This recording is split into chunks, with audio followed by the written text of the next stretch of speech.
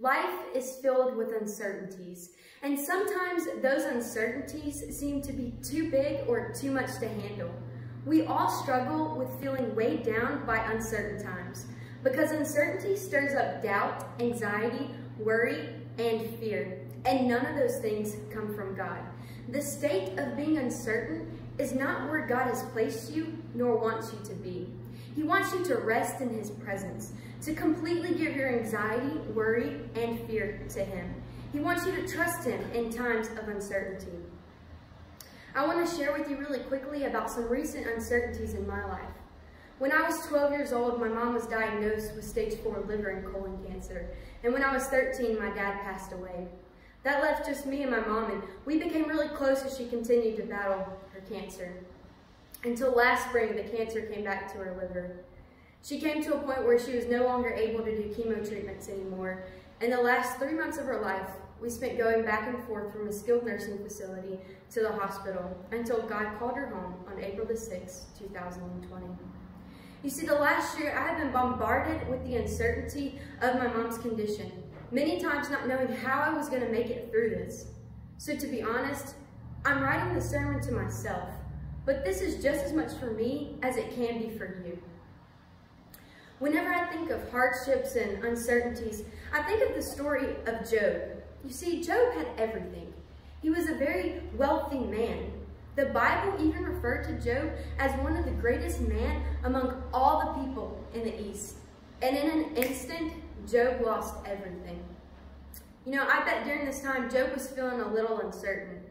But what Job does next serves as an example to how we should deal with our uncertainties.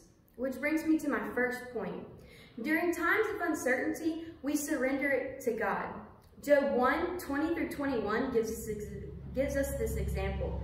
Verse 20 says, "At this, Job got up, tore his robe, and shaved his head, then fell to the ground in worship and said, 'Naked I have come from my mother's womb, and naked I will depart. The Lord gave, and the Lord has taken away. May the name of the Lord be praised.'"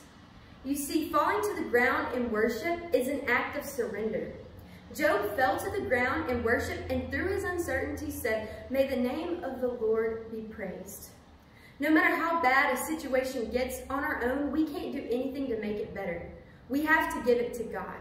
Because in life, things don't always go according to plan. So we have to constantly surrender our uncertainties to Him. And yes, that can be very difficult because if you're like me and you have your whole life planned out and something goes wrong, you don't know what to do. That's why I love a good plan. When I go on a vacation or a trip of any sort, I want an itinerary. Because an itinerary lays out everything that's going to happen, when it's going to happen, and it limits the chance of uncertainty. And sometimes I feel like we try to give God our itinerary and how we think our situation should go. But here's the problem with that. When we try to give God our itinerary, we limit what He can do and where He can take us. We limit what He can do and where He can take us. So we have to surrender it to Him. My second point is He is the constant in the uncertainty. That means that He's there for us when we feel Him moving and when we don't feel Him moving.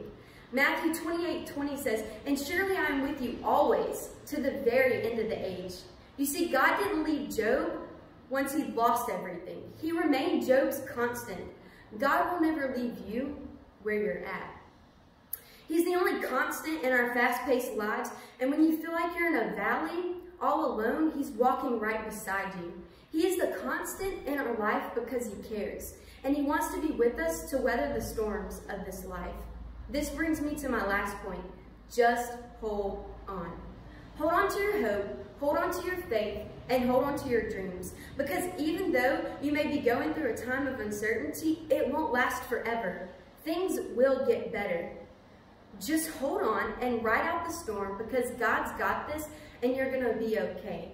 Isaiah 43:2 says, "When you pass through the waters, I will be with you, and through the rivers, they shall not overwhelm you. And when you walk through the fire, you shall not be burned, and the flames shall not consume you." So don't give up. Because while you're holding on, He will give you peace. He will bring peace that passes all understanding. Because if Jesus can speak to the wind and the waves and tell them to be at peace, he can provide peace in our lives. All you have to do is hold on. So my challenge for you today is when uncertainty creeps in, be certain that God will finish what he started, that he has a plan and a purpose for you, and that plan does not include you living and dwelling in uncertainties. Thank you.